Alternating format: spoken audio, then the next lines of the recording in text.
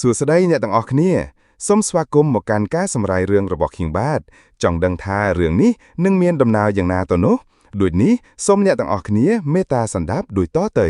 ថ្ងៃនេះយើងនឹងបកស្រាយអំពីរឿង Wrath of the Titans ដែលជាការបន្តរបស់រឿង Clash of the Titans ប្រសិនបើអ្នកមិនទាន់មើលការបកស្រាយរឿង Clash of the Titans នោះ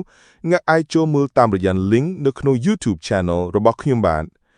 រឿងនេះចាប់ផ្ដើមឡើងដោយយើងឃើញថា Percy ដែលកំពុងរស់នៅជាមនុស្សធម្មតាបន្ទាប់ពីឈ្នះសត្វ Kraken របស់ Hades បើទោះបីជាប្រពន្ធរបស់គាត់ស្លាប់ហើយក៏ដោយគាត់នៅតែមិនសុំជំនួយពីព្រះណាមួយដែរគាត់រស់នៅជាមួយកូនប្រុសឈ្មោះ Helios ដូចជាអ្នកនេសាទធម្មតាទូទៅមួយយប់ Zeus មកជួប Percy ហើយប្រាប់គាត់ថាពុកត្រូវការជំនួយពីកូនគ្រោះមហន្តរាយកំពុងកើតឡើងនៅថ្ងៃខាងមុខហើយមនុស្សលោកបានឈប់គោរពបូជាព្រះហើយដោយគ្មានការបូជានេះអំណាចរបស់ព្រះនឹងចុះខ្សោយហើយពេលអំណាចព្រះចុះខ្សោយខ្សែស្រឡាយរបស់ព្រះនឹងចាប់ផ្ដើមរលាយបាត់ Percy ឆ្លើយថាដូច្នេះជញ្ជាំងនៃ Tartarus កំពុងរលំ Zeus ឆ្លើយថាបាទហើយសត្វនៃព្រៃនរកដែលជាប់ឃុំនៅទីនោះកំពុងរត់ចេញមកពិភពលោកបើអំណាចព្រះយើងចុះខ្សោយទៀតព្រះនឹងស្លាប់ហើយយក Kronos ជីតារបស់ឯងនឹងរួយខ្លួនហើយសកលលោកនឹងវិនាសយើងត្រឹងតែរួបរวมគ្នាទើបអាចទប់ទល់នឹងគាត់បានប៉ុន្តែ Perseus បដិសេធដោយនិយាយថាខ្ញុំមិនអាចចាក់ចែងពីកូនប្រុសខ្ញុំបានទេពេលនោះ Zeus ក៏ចាក់ចែងទេនៅ Tartarus ដែលគេហៅថា Batal Zeus បានទៅជួបប្អូនប្រុសរបស់គាត់ Hades ដើម្បីសុំជំនួយកូនប្រុសរបស់ Zeus ឈ្មោះ Ares ព្រះនៃសង្គ្រាមក៏បានសួរអំពី Perseus វាបង្ហាញថា Ares មានអំណរព្រោះ Perseus ព្រោះគាត់គិតថា Zeus ស្រឡាញ់ Perseus ជាង Hades បានយល់ព្រមជួយ Zeus ប៉ុន្តែមានលក្ខខណ្ឌបន្ទាប់មក Zeus និង Poseidon ត្រូវបានវាយប្រហារដោយ Ares និង Hades Ares បានយកអំណាច Thunderbolt ពី Zeus ហើយសត្វពាហនៈជាច្រើនបានរត់ចេញពី Tartarus មកពិភពលោកសត្វ Chimera ដែលជាសត្វពាហនៈមួយបានវាយប្រហារភូមិរបស់ Perseus បានសម្លាប់ Chimera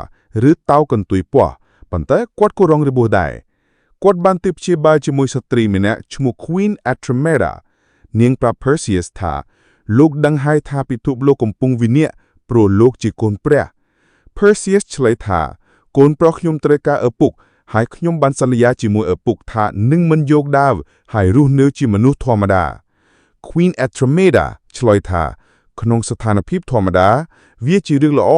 អំណាចលោកកាន់តែធំភារកិច្ចក៏កាន់តែខ្ពស់ទួដែរ Perseus បានយកកូនប្រុសទៅ Mount of Idols ដើម្បីជួប Zeus Mount of Idols ត្រូវបានចាត់ទុកថាជាកន្លែងដ៏ខ្ពង់ខ្ពស់បំផុតនៅស្ថានសួគ៌ដែលមនុស្សលោកអាចថ្វាយបង្គំព្រះប៉ុន្តែជំនួសឲ្យ Zeus Poseidon ដែលរងរបួសធ្ងន់បានមកជួប Perseus ហើយប្រាប់ថា Hades និង Ares បានចូលរួមជាមួយ Kronos ហើយព្រះជាច្រើនបានបាត់បង់ខ្លួន Poseidon បានសុំឲ្យ Perseus ជួយសង្គ្រោះពិភពលោក Poseidon ប្រាប់ Perseus ថាខ្ញុំត្រូវបានគេឃុំឃាំងនៅក្នុងឋាននរក Tartarus ឥឡូវនេះមានតែអ្នកទេដែលអាចសង្គ្រោះសកលលោកបានបើមិនអញ្ចឹងការវិនាសនឹងមកដល់ Perseus ឆ្លើយតើខ្ញុំអាចសង្គ្រោះពួកគេដោយរបៀបណាខ្ញុំគ្រាន់តែជាកូនកាត់ទេវតាតែប៉ុណ្ណោះមិនពេញលេញជាព្រះទេ Poseidon ពន្យល់ថាអ្នកត្រូវរកកូនកាត់ទេវតាម្នាក់ទៀតគឺ Antenor កូនរបស់ខ្ញុំគាត់កំពុងជាប់ឃុំនៅឯរាជវាំងរបស់ព្រះនាង Andromeda សូមគាត់នាំអ្នកទៅរក Hephaestus ដែលជាផ្លូវទៅកាន់ Tartarus Poseidon ប្រគល់ដាវ Trident ឲ្យ Perseus ហើយបន្ថែមថាបើកូនខ្ញុំគួរឲ្យជឿទុកចិត្តចូលឲ្យគាត់ប្រើវាបន្ទាប់មកហើយ Poseidon ក៏រលាជាផេះចំណែកឯឋាននរក Hades និង Aria ឃុំ Zeus ហើយប្រាប់គាត់ថាបិតាយើងគឺគ្រូណូលបានផ្ញើសំណើមកបើយើងជួយគាត់រួចពី Tartarus គាត់នឹងឲ្យយើងក្លាយទៅជាព្រះអមតៈ Zeus បដិសេធអ្នកភ្លេចហើយថាឪពុកយើងព្យាយាមសម្លាប់យើងមុននេះតើគាត់ចង់បានអ្វីពីយើង Hades ឆ្លើយយើងបានសន្យាឲ្យគាត់នៅអំណាចដែលនៅសល់ពីអ្នក ដើម្បីឲ្យគាត់រួចខ្លួន Zeus ពិតជាខកចិត្តខ្លាំងណាស់ផ្នែក Perseus ជិះសេភេកាស៊ុសទៅរកព្រះនាង Andromeda ដើម្បីជួប Anchenor ពេលជួបគ្នាហើយ Perseus ណែនាំខ្លួនខ្ញុំជាបងប្អូនជីដូនមួយរបស់អ្នកកូនរបស់ Zeus ខ្ញុំក៏ជាកូនកាត់ព្រះដែលត្រូវបានច្រានចោលដោយអ្នកដែរ Anchenor បដិសេធបើបិតាខ្ញុំចាត់អ្នកមកខ្ញុំមិនចាប់អារម្មណ៍ទេ Perseus ឆ្លើយបិតាអ្នកស្លាប់ហើយ Anchenor ភ្ញាក់ផ្អើលព្រះមិនអាចស្លាប់បានទេ Perseus អះអាងថាមនុស្សអស់ជំនឿលើព្រះអញ្ចឹងព្រះអាចនឹងស្លាប់បានខ្ញុំត្រូវការជំនួយអ្នក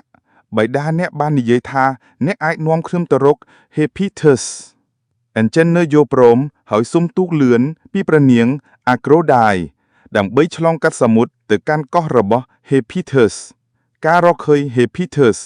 ក្រុមរបស់ Perseus ធ្វើដំណើរទៅកាន់កោះសម្ងាត់ដែល Hephaestus ជាអ្នកបង្កើតអាវុធដ៏អស្ចារ្យរបស់ព្រះដូចជា Trident របស់ Poseidon និង Thunderbolt របស់ Zeus ពួកគេជួបនឹងការលំបាកពេលជាប់អន្ទាក់ហើយពេលនោះមានយក្សដើរសម្ដៅមករកភើសៀរីឯភើសៀគាត់ក៏កំពុងត្រៀមទុកជាមួយនឹងវេដែរកាត់មកខាងប៉ាវបំរើស្រីវិញនាក៏មានការភិតភ័យភើសៀបានទប់ទល់ជាមួយនឹងយក្សមេឃមួយជាដែលបង្ហាញកាន់ញញួរសម្ដៅមករកភើសៀពេលនោះដែលយក្សភ្នែកមួយនៅតែដេញតាមភើសៀក៏បង្ឆោតឲ្យយក្សមកកន្លែងដែលយក្សនោះរៀបចំអន្ទាក់ហើយគេចាប់អន្ទាក់ដើម្បីភើសៀក៏ដើរទៅជន់យក្សពីលើខណៈពេលនោះយក្សដែលមានវ័យចំណាក់ម្នាក់ក៏ដោះលែងអានចេននៅចិនព្រោះគាត់បានឃើញលំពេងរបស់ Poseidon ព្រោះគាត់ក៏យល់ពីអត្ថន័យហើយយក្សចំណាក់ភ្នែកមួយក៏សុំនិយាយចរចាហើយយក្សចំណាក់ភ្នែកមួយក៏បាននិយាយថាខ្ញុំស្គាល់លំពេងនេះមកតាខ្ញុំមកកាត់មកខាង Hades វិញរបស់សត្វ Cyclops មានយឺក្បាលមួយ Perseus ប្រើឧបាយកលហើយ Cyclops ដែលជាអ្នកជួយ Hephaestus បង្កើតអាវុធពីមុនបានសម្គាល់ឃើញ Trident ហើយនាំពួកគេទៅជួប Hephaestus សន្និដ្ឋាននៃឋាននារក Kronos កំពុងខ្លាំងឡើងដោយសារអំណាចដែលលួចពី Zeus ខណៈដែល Zeus កាន់តែចាស់ទ្រុឌទ្រោមពេលនេះ Perseus ត្រូវរើសយក Spear of Trisem ដែលបង្កើតឡើងដោយអាវុធទាំង3នេះដើម្បីទប់ទល់នឹងគ្រោះថ្នាក់នេះព្រះនាង Aphrodite សូមជំនួយពី Hephaestus ព្រះនាង Aphrodite បានអង្វរ Hephaestus ដោយនិយាយថាព្រះអង្គមានភ្នែកដោយភរិយារបស់ព្រះអង្គដែរណោះ Hephaestus ព្រមជួយហើយប្រាប់ពួកគេថាបើ Zeus ជាប់ឃុំនៅ Tartarus គឺគេដាក់គាត់នៅចំកណ្ដាលគ្មានពេលច្រើនទេអំណាចរបស់គាត់នឹងអស់ឆាប់ៗនេះខ្ញុំបានរចនាផែនទី Tartarus ដោយដាក់ផ្លូវលាក់និងសាងគុកដែលมันអាចរត់គេចបានមានតែផ្លូវមួយទេដែលនាំពីឋាននរកទៅ Tartarus ការចូលទៅ Tartarus Perseus និងក្រុមរបស់គាត់មកដល់ច្រកចូលផ្លូវសម្ងាត់របស់ Tartarus ហើយ Aria កូន Zeus លេចមកដោយសារកូនស្មគនី Corinna បានបួងសួងទៅគាត់ Aria ចាប់ផ្ដើមសម្លាប់មនុស្សទើប Hephaestus បើកច្រកឲ្យ Perseus ព្រះនាង Andromeda និង Anchenor ចូលហើយខ្លួនឯងត្រូវ Aria សម្លាប់ផ្លូវវង្វេងនៅ Tartarus ដូចជាផ្លូវដែលច្រកចូលផ្លាស់ទីឥតឈប់ពួកគេបែកគ្នាហើយ Perseus ត្រូវប្រយុទ្ធជាមួយ Minotaur ដែលយក្សក្បាលគោដែលគាត់សម្លាប់បានក្រោយមកពួកគេជួបគ្នាវិញហើយឃើញ Zeus និង Hades ដែលកំពុងត្រូវ Kronos ធ្វើទុកបុកម្នេញការសុំអត់ឱនពី Zeus សុំទោស Hades តើអ្នកអាចអត់ឱនឲ្យខ្ញុំទេខ្ញុំបានធ្វើខុសដែលចាប់អ្នកចូលឋាននរក Hades ឆ្ងល់តើអ្នកពិតជាសុំទោសខ្ញុំមែនទេ Zeus ឆ្លើយយើងជាបងប្អូនខ្ញុំអត់ឱនអ្នកហើយសូមដោះលែងខ្ញុំសង្គ្រាមចុងក្រោយ Aria វាយ Hades ដោយប្រើ Spear of Triumph ដែលបង្កើតពី Trident, Thunderbolt និង Pitchfork ដោយប្រើ Thunderbolt របស់ Zeus ប៉ុន្តែ Zeus ប្រើអំណាចដែលនៅសល់រារាំងគាត់ Hades ជឿជាក់លើ Zeus ហើយជួយគាត់រួចពី Tartarus ពេលនេះ Kronos បានក្លាយជាអាទិទេពពេញសិទ្ធិ ហើយវាយពួកគេយ៉ាងខ្លាំងការត្រៀមខ្លួនសម្រាប់សង្គ្រាមពួកគេរត់ចេញពីថាស Terrus មកដល់សមរភូមិ Argos Zeus ប្រាប់ Perseus Kronos នឹងមកសម្លាប់ខ្ញុំចង់ការពារសកលលោកប៉ុន្តែខ្ញុំអត់ថ្មី Perseus ឆ្លើយខ្ញុំគួរស្ដាប់ពាក្យព្រះអង្គមុន Zeus ណែនាំត្រីប្រើ Spear of Triumph ដែលបង្កើតពី Trident Thunderbolt និង Pitchfork ដើម្បីឈ្នះ Kronos តែដៃដែលកាន់អាវុធនេះត្រូវតែជាដៃញាក់ Perseus ប្រាប់ Andromedae យើងមានគ្រឿងអាវុធពីរហើយយើងត្រូវការ Thunderbolt ពី Aria មួយទៀតគាត់អង្វរ Aria សាបអូនជួបខ្ញុំនៅព្រះវិហារអ្នកបាននិយាយថាបើយើងមិនស្មើគ្នាទេចូលមកបញ្ជាក់ថាអ្នកត្រូវហើយបង្ហាញដល់ឪពុកថាអ្នកត្រូវហើយដោយនិយាយបែបនេះគេនិយាយទៅកាន់ Andromeda ថារហូតដល់ខ្ញុំត្រឡប់មកវិញត្រូវរក្សា Kronos ឲ្យនៅស្ងៀមហើយនិយាយបែបនេះគេជិះលើ Pegasus ហើយទៅកាន់ប្រាសាទនៃព្រះនៅទីនោះនៅចំពោះមុខពួកគេមានការផ្ទុះដ៏ខ្លាំងមួយនៅក្នុងភ្នំភ្លើងហើយពីក្នុងនោះមានសត្វមកកាយជាច្រើនក្រាច់ចេញមកហើយចាប់ផ្ដើមធ្វើសង្គ្រាមជាមួយពួកគេនៅទីនោះអេជីណូក៏ធ្វើសង្គ្រាមជាមួយពួកគេដែរ Perseus ទៅដល់ប្រាសាទនៃព្រះហើយជួបជាមួយអេរីសនៅទីនោះអេរីសនៅជាមួយ Helios កូនប្រុសរបស់ Perseus ភ្លាមនោះ Perseus និយាយទៅកាន់គេថាកុំធ្វើអ្វីមួយចំពោះគេឲ្យសោះអេរីសឆ្លើយថាខ្ញុំនឹងមិនធ្វើអ្វីចំពោះគេទេប៉ុន្តែខ្ញុំនឹងបំផ្លាញអ្នក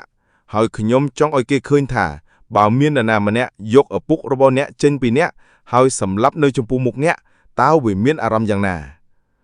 ហើយនិយាយបែបនេះពួកគេទាំងពីរចាប់ផ្ដើមធ្វើសង្គ្រាមជាមួយគ្នាអេរីសហាក់ដូចជាមានឥទ្ធិពលលើ Perseus គេវាយ Perseus យ៉ាងខ្លាំងប៉ុន្តែ Perseus នៅជាមួយសច្ចភាពដូច្នេះគេអាចយកឈ្នះ Ares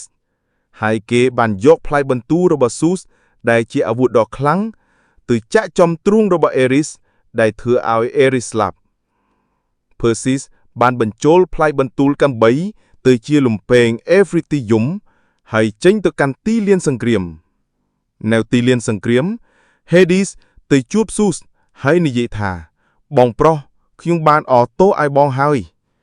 យគេបានផ្ទេរអំណាចរបស់គេឲ្យទៅ Zeus ជាលើកចុងក្រោយភ្លាមនោះ Hades និយាយថាអាយុបងប្រុសហាក់ដូចជាក្មេងជាងមុន 1000 ឆ្នាំ Zeus ឆ្លើយថាបាទខ្ញុំក៏មានអារម្មណ៍បែបនេះដែរ Hades និយាយថាសេចក្តីស្លាប់កំពុងខិតជិតមករកហើយលើកចុងក្រោយខ្ញុំមានអំណាចគ្រប់គ្រាន់ដើម្បីទប់ស្កាត់ពួកគេប៉ុន្តែឥឡូវនេះតើយើងនៅតែអាចប្រយុទ្ធជាមួយពួកគេដែរទេតើយើងនៅតែអាចទប់ស្កាត់ពួកគេ Kronos បានទេតើអំណាចនោះនៅក្នុងខ្លួនយើងទេដើម្បីប្រឈមមុខនឹង Kronos ភ្លាមនោះ Zeus និយាយថា